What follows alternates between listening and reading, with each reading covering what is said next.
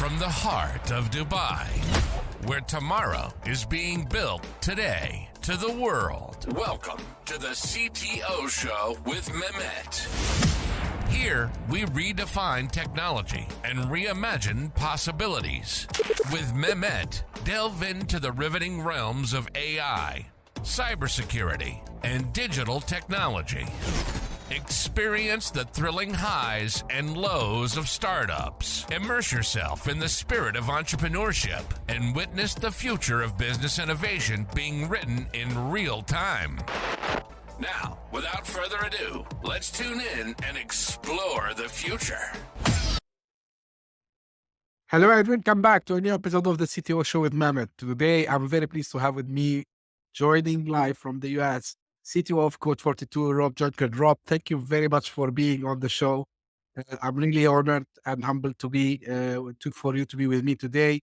First of all, like I say, traditional question, can you just introduce yourself for the folks who doesn't know you? And I doubt that people would not know you, but nevertheless.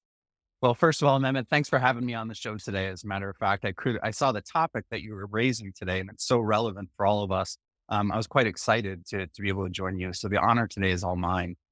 First and foremost, for everyone that doesn't know me, I'm Rob Juncker. I'm Chief Technology Officer at Code42.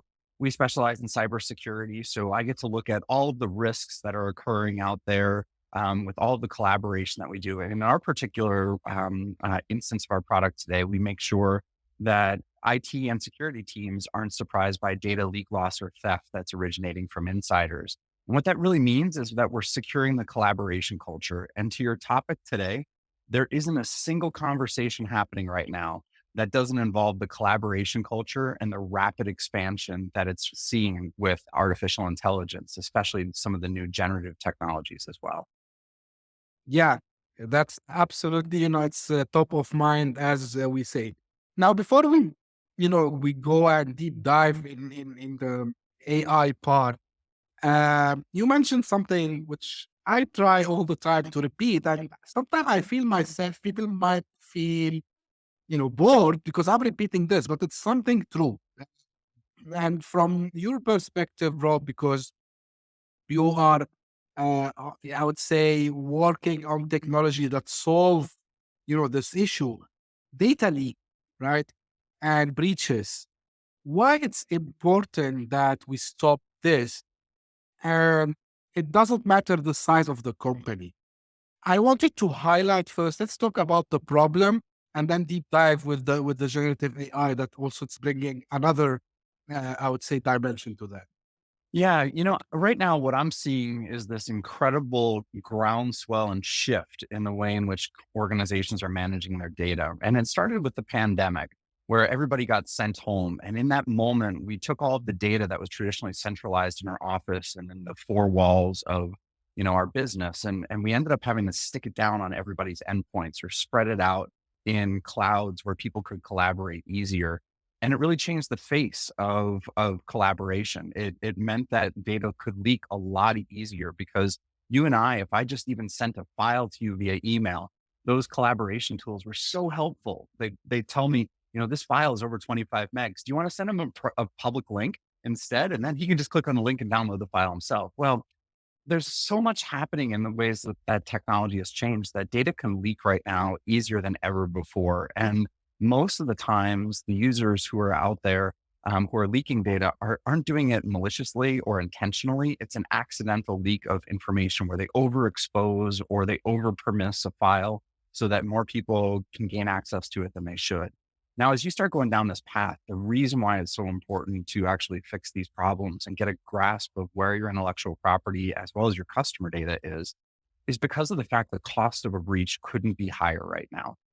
As you begin taking a look at it, a lot of this intellectual property is portable from one organization to the next, or it could be included in someone else's product if they know how it works in your organization.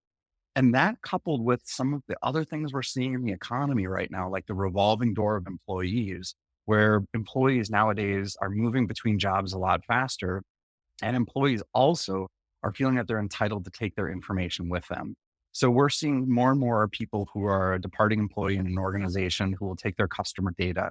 They'll take their customer contact list. They'll take source code with them from one job. In some cases, they find themselves in a competitor who actually is leveraging the information that the previous organization had for malicious, if not damaging purposes to the previous organization. And we sit here at Code42 today, and we have the luxury of looking at 180 billion data points over a 90-day span of how data is moving around. And I will tell you now more than ever, what we're seeing is that departing employees feel that that is their right. In fact, we're seeing over 62% of departing employees are taking data from their current organization to their next organization. So, as we all talk about data leakage, people are always concerned about things like, customer lists or, some light intellectual property. But realistically, it's amazing with the data that we see, how much data walks out that door constantly. And if organizations aren't managing it, you could be putting your business at a serious risk of loss of revenue or legal implications by not taking active steps to manage it. Yeah, 100%. It's something also we're noticing at a very fast pace, I would say. Now, to your point, Rob, when you just mentioned about generative AI and ChatGPT, of course, is the thing that comes to mind.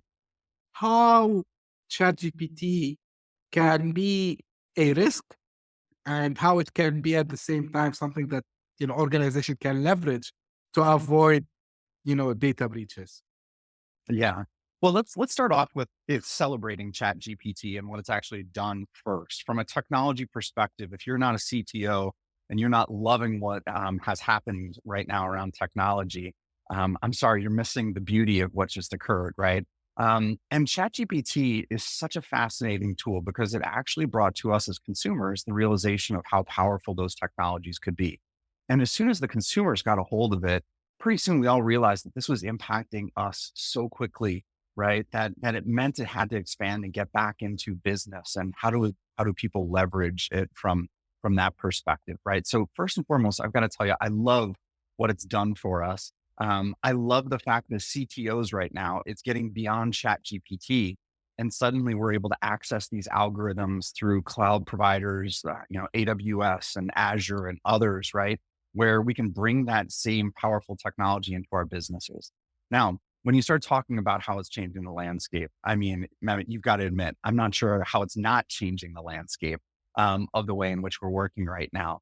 And I'll tell you here, even at Code42, we're using AI in a number of different ways. The first thing that we actually did was we launched it internally to Code42. So we created a private chat GPT like service, if you will, where all of us employees could ask it questions. Now, we did that for two reasons. One is we wanted to see the questions that people were asking it, right? So like by us seeing the prompts and what people were interested in, it would tell us where do they think AI could be practical in their day-to-day productivity. But the second thing we did was we kind of containerized it so that we weren't training a public model.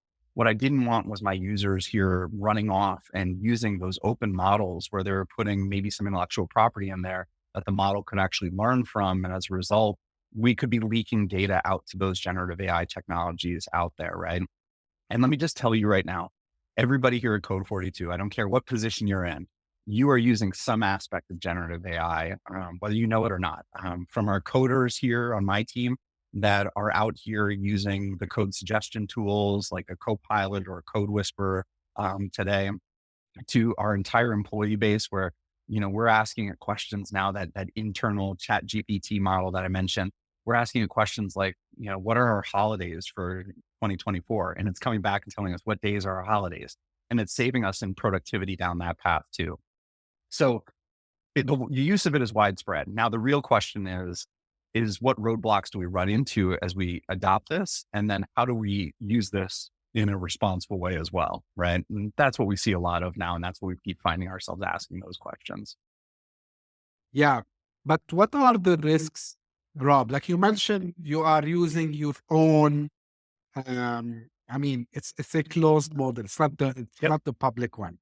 Now, Right. if I have today someone who's listening or watching this episode, he or she might say, "Hey, hold on 1 second. So does that mean there is a risk if my employees are using ChatGPT because maybe they will leak some competitive information. Maybe they are sharing something that should not be outside the organization. Can you shed some light on this part? Yeah, well, and I will tell you, let's break the risks down here into a couple categories, right? And the first one I would actually say is the risk of fear that every organization is fighting with, right? And I'll tell you what, the thing that I ran into right away as we started talking about these technologies was I had a number of people who felt like their job was going to be replaced by these technologies. And a lot of people immediately put the brakes on. They're like, no, no, no, don't bring this in. I don't want to use this, right? But one of the things that we were able to do on that risk was we were able to educate them through it, making them realize that in some cases, the real risk to their job is if they didn't understand how to use this technology or they didn't adopt that technology. And that was a big fear that we ran into right away. Now, that was the first risk we had to clear. And I would tell every CTO or anyone else who's bringing these kind of technologies into your organization, talk to your organization openly about how these technologies work, make sure people understand it. That'd be a best pro tip that I've heard in a long time about how to begin the implementation. Now, the second risk, like you said, is what data is going in there and how is that data ultimately being used? As an example, these models can learn very fast based upon the way in which they're prompted or the way in which they respond. And you either reward it and give it a treat, if you will, saying, good job, that's something that was a great response. Or alternatively, you say that was a terrible response. You just had one of those AI hallucinations, right? And it learns from that as well, right? And you are right. Like these models, because they're constantly like a human brain and they're learning things, when they're asked a question, they don't discern the answer should be or should not include certain aspects of data in it. So if all of a sudden I had a product roadmap where I was feeding it into a public model saying, hey, here's my roadmap for what I'm working on right now in our product. What should I work on next? And ask it a question like that. In some cases, it'll be like, wow, that was a great idea. But at the same time, it's learning what my roadmap is. So someone else could come along and ask it a question of like, hey, what's Code42's roadmap look like? And it would say, oh, you know what? I know the answer to this. It looks kind of like this. And it just spits it out. Right. So for us, when you talk about kind of how do you educate and how do you interact with models, right? Um, there is a very important reality that we have to educate our users about what data is going in there. As an example, we have thousands of customers here at Code42, and we do security work for all of those customers. We obviously can't feed that security data into an open model because in some cases, one customer's data would be sitting alongside some other customer's data. And we've got to be thinking about how do we actually maintain that private notion of data when in models like this that can learn, can adapt, and can grow. So those are some considerations. Now, the last thing just to bring up as we talk about the risk of feeding things in is, there is the desire to educate and desire to get good answers out of these models, but there's also a legal side of everyone's business today. And I think all of our lawyers are sitting out there right now going, how do I ring fence this? How do I put something around this that makes me feel like my organizational data isn't being shared externally so that I'm not losing copyright law, not losing trade secrets, things along those lines. And this is where I think lawyers, CTOs, and CISOs all need to get together in a room. And that's exactly what we did here at Code42. And as a best practice, we all talked about our fears, our concerns. And we sat down literally in a conference room with a whiteboard, checking off every single one of those concerns, making sure that we've got, some level of remediation around each one of those things. And for me as a CTO, a lot of these code augmentation tools, they bring in publicly available source code, and making sure that I don't all of a sudden put something that is open source in my source code that could cause me to have to, disclose some of my source code openly is a real concern. So we sat down, we talked about all of those, and we went through and checked off that list. Now, the thing that I've got to tell you too, Mehmet, is as you were talking about this, is you and I have been joking a little bit about, the risk of users putting confidential data into Right. these models, right? And the risk is so real. And I think that that's been the other side of this too, is that, as we talk about the technology, we always talk about three things here at Code42. It's kind of our three T's. It's technology, training, and transparency, right? And technology out there, ChatGPT is a great tool. The training was the other thing that we had to bring in here at Code42. And we're encouraging every one of our customers. And in fact, today we've got a product here at Code42 that does training around AI, right? And what to put into those engines, what not to put in those engines. And the thing that we realized here quickly is the power of these tools were such that we had to spend a decent amount of time telling our users, here's what you can put in here, and here's what you can't put in there. And suddenly that data protection policy that we all have, where we talk about the difference between internal, restricted, confidential data, we had to make sure our users understood that so that they weren't putting data that might be customer data, customer secrets, things like that into those models. And that's why we ring fenced a lot of those models that we have today and really took the time to educate our users and pay attention to how our users are using them too. Yeah, and this is really a real challenge, Rob. And I think, yeah, education is key here because to your point also about, how employees are shifting between companies so fast, and because, COVID brought, this culture of remote work as well. Yeah. So you can control really even, maybe they are using their own devices to use, the chat GPT. So it's a huge challenge. But on the other side, I have spoke to a lot of CTOs like yourself and a lot of people who were a little bit also positive about the use of the same technology, to your point, to training, and also not only training, like also to come up with solutions to avoid risks like data loss or data leak, and such things. So where are you seeing the positive sides of generative AI tools into the cybersecurity space? Yeah, that's a great question because especially in our world here at Code42, we're paying attention when data is being exfiltrated and trying to understand, for example, is that data sensitive and does the security team need to get involved? And around that, generative AI is going to play a very, very vital role, right? And the reason for it is today, every security team is short staffed compared to the risks that they're managing. And in fact, every security team that you would talk to today will tell you that they're constantly in this firefight mode. But the firefight mode consists of a couple things, which is the system's telling them that something's wrong. They're having to go investigate. And then they're in many cases having to go through an investigation of some kind to determine, false positive or true positive. And if it is true positive, what do I have to do at this point to be able to remediate that risk? And who do I need to get involved? One of the powers of generative AI is we have literally figured out how to recreate the human brain and the way in which we think. And the beauty of this is in those modes where we've got some level of security poverty, where they are lacking the number of people that they need to perform their job, generative AI can step in there almost as a virtual security analyst to be able to play the role of the security analyst, right? So suddenly now I see a risk. And I've got this risk that's captured and containerized in this, packet of data that says, here's what happened, here's why it happened, here's when, here's how, right? And I can fire that at generative AI and even ask it a question like, based upon the data I'm giving you, is this a real risk?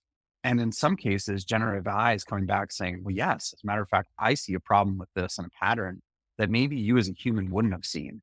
Or alternatively, it could come back and say, you know what, this looks like a user who accidentally did something. And while yes, it's a risk, you don't need to respond with the full weight of your organizational remediation power to deal with this risk, right? Like we can automate our way through this, right? So what I'm seeing right now is what's ending up happening is that we're leveraging generative AI, even in our product here at Code42, to essentially solve this gap. And as we sit there today, and these organizations have been in constant firefighting mode, we're using generative AI to step in and augment their humans that they've got in their security center to essentially do a first pass at that remediation, or at least a first pass of that analysis, and then only escalate those things that really need to be escalated. We're giving them a lot more bandwidth. And I think that's the beauty of these generative AI solutions is we literally take a human attached to a technology like this, or technology attached to, generative AI capabilities, and we turn out superhuman productivity as a result of that. So these security teams are going to be able to scale at levels that were never possible before generative AI. They're going to be able to address risks that aren't those burning risks, but they're still high risks that before they just never had time to get to. And this technology is going to enable all of that. It's going to be pretty amazing to see where we go from here. And that I will say this to every CTO out there too right now. If you've got an established product in the market, generative AI is something that if you're not already doing some code red level exercise around, figure out how it fits in your product, there's a really good chance that someone's going to come along and displace you. And that's the key right now, is that I think all of us need to be asking, how is generative AI going to impact not only the work that we do on a daily basis, but the tools and products that we build that thereby enable customers too. And that's been a key focus of ours as well, Matt. Yeah, that's great insight from you, Rob. Now, I know that at Code42, you focus on the insider risk detection and the response. So we talked about, the insider risk a little bit. So let's talk about the response. And is there also a role for the AI in the response part as well? There definitely is. And in fact, I gave you the example a second ago of AI being used to do an investigation, right? And in our tools today, we do have the ability, since we've been kind of incorporating this to more or less do an analysis of data that's occurring and say, is this a risk or is it not a risk? And in those moments where we say it is a risk, but let's not throw the full weight of the organization at it. These AI tools that are out there right now are incredible at being able to help in the remediation process, right? Like I literally could create in a prompt right now saying, write me an email I should send an employee who accidentally shared a file too broadly. And it would come back out and it would be pretty darn good at the content it creates, right?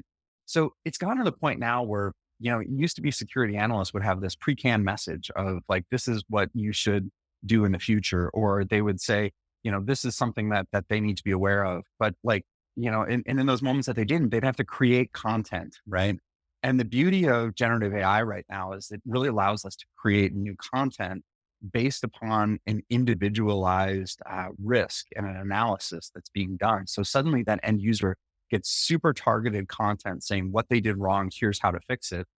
And we can deliver that without a human having to sit there, write all of that information up and actually give it to that employee. Now, the other thing which I've got to tell you, we're experimenting with right now, and I'm also a huge fan of, is that humans in general are better visual learners than they are reading emails, right? And these AI chatbots that are starting to generate videos and trainings out of text are getting really good too. We in fact used one of those bots this year for our mid-year training on AI, where we fed it a script. And as we fed it the script, it actually read the script with a human, moving around and doing all of this other stuff. And it was really darn good what it was able to do. I'll tell you a story about that. We were doing this training, and in the final hours, literally before we were going to push this training out, we realized that there was a mistake in the script that we were feeding into this chatbot that had created this video for us. And within a few hours before the training, we fixed the script, we sent it in, it generated a brand new video for us. And we were able to push that out to our entire company. Now think about that. If we were going to do that in real life and we didn't have that technology, we would have had to gone back to a studio. You do podcasts, you know what that's like, editing things out, trying to make it look natural so that you're not distracting the user, right? And instead, within 45 minutes, we had fixed the glitch. We had put a brand new video out there. We were able to push that out. Think about that coming to user education, right?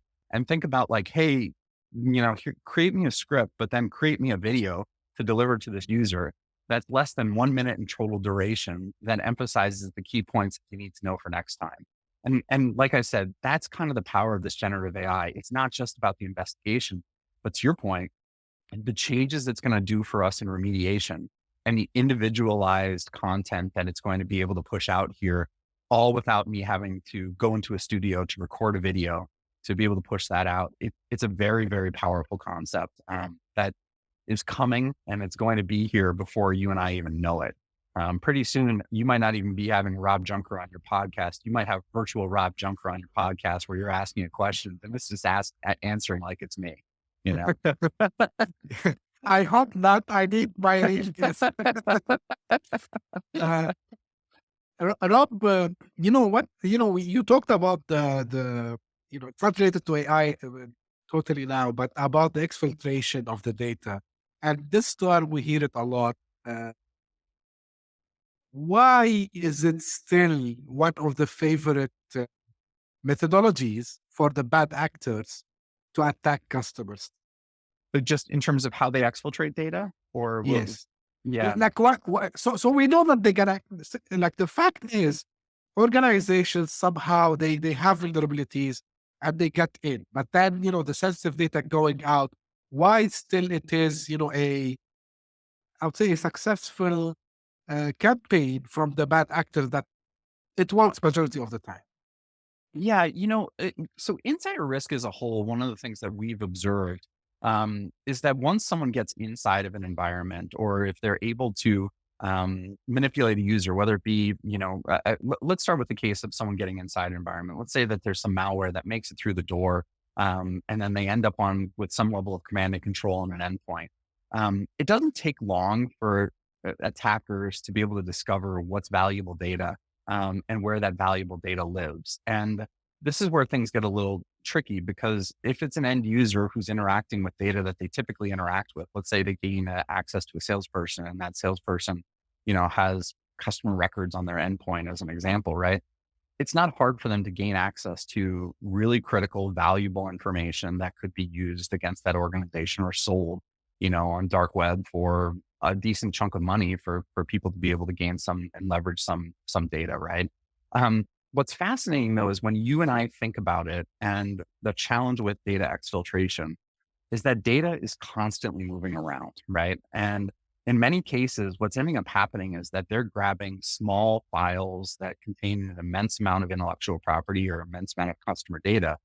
And if you think about the sea of data that is moving in and outside of an organization, the exfiltration of data is running on the fumes of the network traffic that's actually happening. So it literally is trying to find a needle in a haystack as data is heading out. So that's where tools like ours and others for that matter play a really vital role, because what we're constantly doing is looking for how data is actually being moved off of an endpoint and understanding where it went. And when we see these odd behaviors where all of a sudden a file, is being downloaded, let's say from a source code repository, and then being exfiltrated out to a personal email address, right? We sit there and we say, well, hold on, that should not be happening, right? And then we step in and we're able to stop as well as remediate any of those risks, and also educate users so it doesn't happen again. Hopefully it's not malware, but in some cases we'll have to go work with other tools to be able to eliminate the malware that's running on that endpoint, right?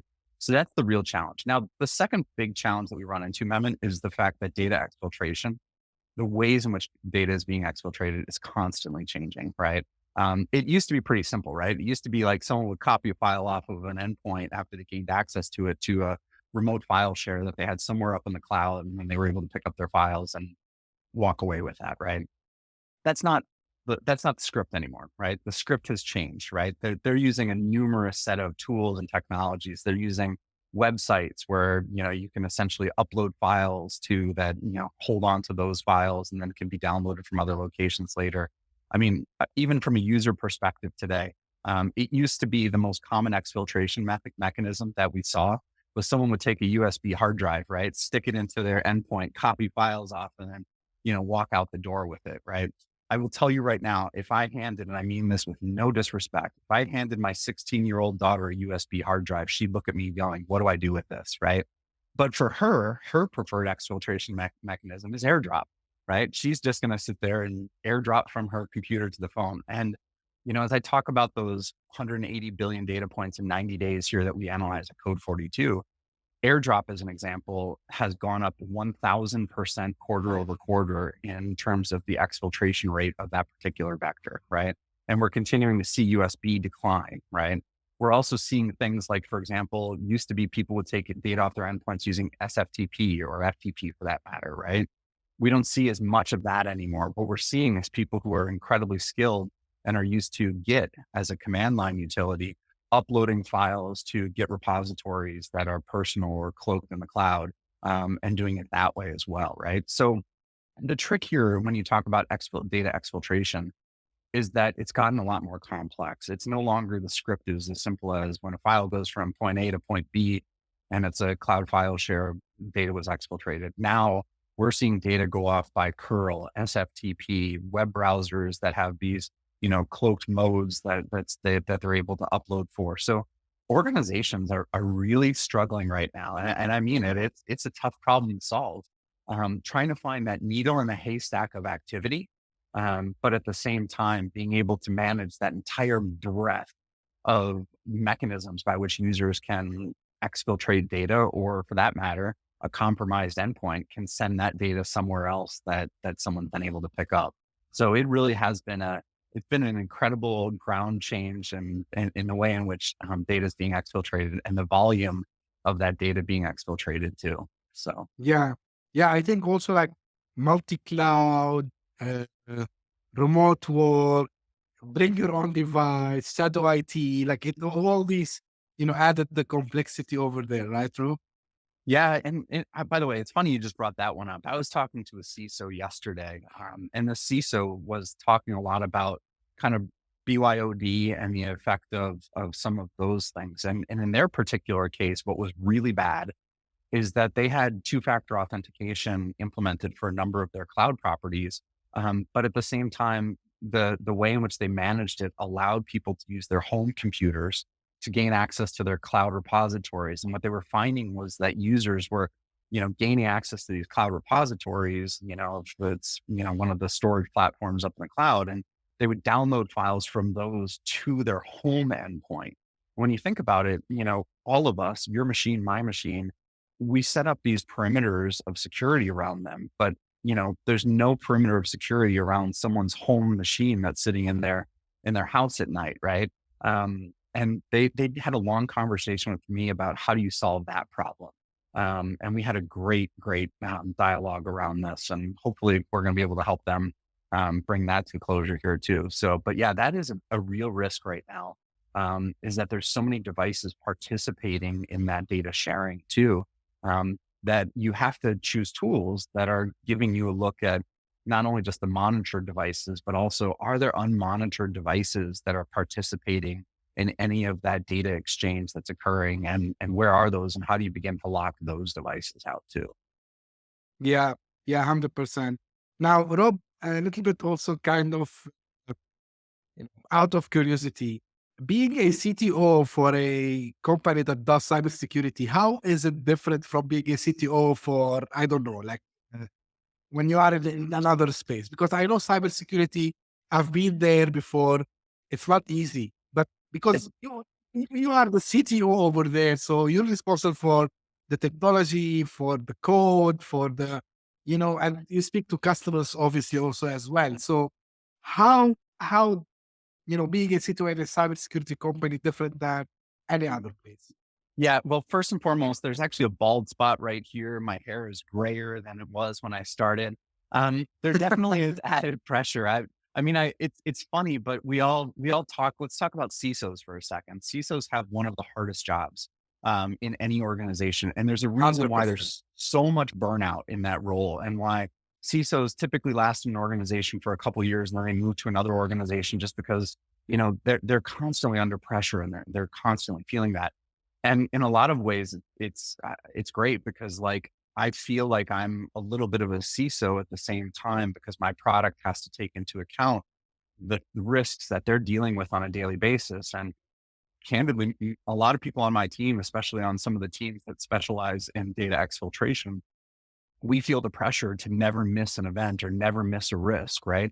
The last thing we want to have happen is data be exfiltrated under our watch, where that's going out and, ultimately an organization is threatened by that information that's leaked, and the cost of that breach that they're having to deal with, right? So when you say that though, one of the things that I will tell you that's different is security for me. It's not just a way of life. It's also a cultural way of thinking here at Code42. So in a lot of organizations as a CTO, you're responsible for making sure that your architecture is good. You're making sure that you're delivering product. You're making sure that you're pushing releases out effectively, not having a lot of defects, if you will. In my world, what it means is I constantly have this security mindset. And to that end, my CI/CD processes here, when I build code, it's not that I'm just building code and running tests against that code. I build my security controls into my code, which allows us to be able to push these releases out and making sure that we're constantly in that security compliance, to make sure that we don't have vulnerabilities, to make sure that we don't have risks. We're constantly code scanning ourselves to make sure that that there's no way that we could be, part of an attack on any organization. And that security mindset makes it into the way in which we write code here at Code42, which is like as you said, it's a little bit different than some of the other organizations who think about securing their product after it's delivered to market, right? As an example, we think about security through the entire life cycle of the process. But secondarily, the other thing that it does is it really brings pressure for me and for our teams here at Code42 to make sure that we also are empathetic to security teams and what they're going through. And at the end of this, it's so important that we're, making it easier for those security teams, allowing them to do investigation faster, allowing them to remediate better, making sure that risks that they close could never be bypassed through rules and exceptions and things along those lines. And, we take that responsibility very seriously. And I mean, I think there's that candidly, growing up, I was a hacker, right? In third grade, I probably should have called prison and made reservations, but luckily never got caught doing the hacking stuff that I've done. But I've always been in cybersecurity as a CTO my entire life in my professional career, right? And if there was a switch on the wall that I could flip and turn off the darkness, believe me, I would flip that switch. I would change industries, right? I'll find a different way to use my abilities, right, other than cybersecurity. But the reality is that switch doesn't exist, nor will it ever exist. And cybersecurity risks are here to stay. It's a cat and mouse game, though, where we, the people who are solving these risks, have to stay ahead of the attackers that are trying to exploit them. And it's a big job because, things change quickly. So, but it's exciting. I love it. I mean, I drink plenty of coffee too as a result of that. Yeah, to your point, Rob, about CISOs, I speak, because now I'm kind of an independent guy, so they don't see me as a vendor, so they speak freely to me. Right. My greetings and regards to every CISO, whatever he or she is. These guys, life is tough, really tough. They are under pressure all the time. Uh, um, Yeah. they are, the whole company future is it depends on their strategies and the way they act, and also at the same time, people like yourself, Rob, and many other leaders in the cybersecurity, who tries genuinely to solve this problem that everyone knows it exists, but people Yeah. don't figure it out until it happens. So, and I was just before we start to record. Of course, I know about Code42, but like I said, let me just have a look. And really, congratulations, Rob, because I've seen like big names on the website Yep. who are part of your customers. I've seen Snowflake, I've seen CrowdStrike and Okta. Really, congratulations on that. For me, as someone who comes from a technology background, for me, every single product that solves a problem is something that deserves to be looked at. So, guys, Okay. have a look at Code42. It's a great solution. I heard about it like long time before, by the way. So someone was telling me a couple of years back about insider threat, and at that time, what is insider threat, by the way? I know. Like, Isn't it? It's funny how far it's come. And by the way, thank you. And something just to kind of share with you. And I really appreciated your comments a second ago about CISOs. And I mean, it's great because as an independent, I can see that you're, able to have those conversations because most of the time there's this friction that exists between a CTO and a CISO, where the CTO is like, I got to get product out. I got to get product out. I got to get product out. And CISO's, I got to secure it, got to secure it, got to secure it. And you're like, those two things sometimes conflict. And I am blessed, and I mean that in all sincerity, with my CISO that I have here, JD Hansen. She is a amazing CISO to work alongside of. And if there's one other bit of advice I would give to every product company out there today, regardless of what industry that you're in, is I believe that the CTO and CISO, you need to bond in such a way there's no gap between those two functions in an organization. And if you create a great relationship with your CISO, the two of you can solve just incredible problems together. And I've had that luxury here at Code42. And I'm, again, blessed with my CISO and what she's brought to the equation. The other thing is that thank you also for, as you point out, Code42 and some of the relationships that we have. And one of the things I do love about Code42 is, yes, we've got a great customer list, but more importantly, if you look at our customers, you mentioned a whole bunch of them that are in the security business, and they use Code42 even when they have a security product, right? Alongside ours to be able to solve the security equation. And what this means is that I've got fantastic relationships with CTOs of many of those organizations that you brought up and the other ones that are on our website. And our true win, in my perspective, is seeing all of those security companies use Code42, because it means that we've got a great ecosystem. We've got a great group of people that we work alongside, and we're recognized by our peers in the security industry too. So it's a lot of fun with the work that I get to do. And now generative AI is really throwing quite the capabilities as well as challenges for us to be able to manage that as an exfiltration vector and understand those risks. And, again, we're really proud about those steps that we've taken to advance our roadmap there, and deliver an experience for our customers where we can manage those risks too. Yeah, and let us not forget our friends, because I have a lot of them, the CIOs as well, because Absolutely. you guys also, you take care of all the operations, and and you have to talk to Absolutely. your CISOs and to your CTO also as well. So I definitely, agree. Absolutely. I'm biased, Rob, because I used to be on the other side of the table, like 10 years back. So I can understand Yeah. this. I really enjoyed the conversation today. Was there anything, Rob, that you wished I had asked you? No, I would just come back to it again, Mehmet. I think that all of us right now are living in an exciting time. And the reality is that these generative AI technologies have advanced so fast, so quickly. And for what it's worth, I don't even think we've seen near the tip of the iceberg, right? Of what's coming underneath it, right? I think that these technologies are going to continue to push boundaries in business and offer us new opportunities. And for those of us that are embracing these moments and taking these moments to secure those technologies the right way, there's huge upside in our capabilities here and the way to grow our business and our innovative capabilities that we can drive to our customers too. And I also just want to say thank you for having a dialogue on it, because so many of the podcasts that I've hopped on and so many of the conversations I've had on this, it's all been fear-based. Like, oh my gosh, could this happen? Oh my gosh, could that happen?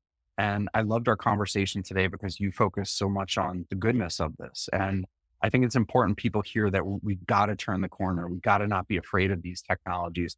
We've got to find the right ways to embrace them, bring them in, and leverage them too. So thank you for that. Oh, my pleasure. And actually, it's not like because I'm fan of a special technology that I don't bring, the fear, but because, I repeated this on the show multiple times. Yeah, any new technology has its own positive sides and negative sides, and AI is no different, right? And if we Absolutely. want to think about it, always in a negative way, we could have said, oh, you know what? Fire, which is a technology, it's dangerous because we can burn ourselves, right? Yeah. When people share, and a lot of my guests, they give the same example. Maybe when people start to use cars, they ditch, using the horse carriers and so on. We have a lot of examples, and we can see, the potential of this technology on the positive side. And we need to be careful. We need to be, I would say, responsible in using the technology. And like any other technology, even cybersecurity, and you mentioned yourself, Rob, like it's just the switch, right? So it's like you can't decide to be on the bad side or the good side. And hopefully many people will be on the good side. So That's right. I really also enjoyed, Rob. Like, it was really fun to have you today and have all your insights. I really appreciate it. And Rob, of course, I will put the company's website in the show notes as well. And if anyone has question to Rob, you can come back to me. I will pass that to Rob. And as usual, guys, this is the way I end my episodes. If you have any feedback, any questions, don't be shy. Don't hesitate to reach out to me. Also, if you are interested to be a guest on the show, please reach out and you can arrange this. Thank you very much, and we'll meet again very soon. Thank you. Bye-bye. Hit that subscribe button, share the show with your tech-savvy friends and fellow entrepreneurs, and leave us a review on your favorite podcast app. Your support means the world to us.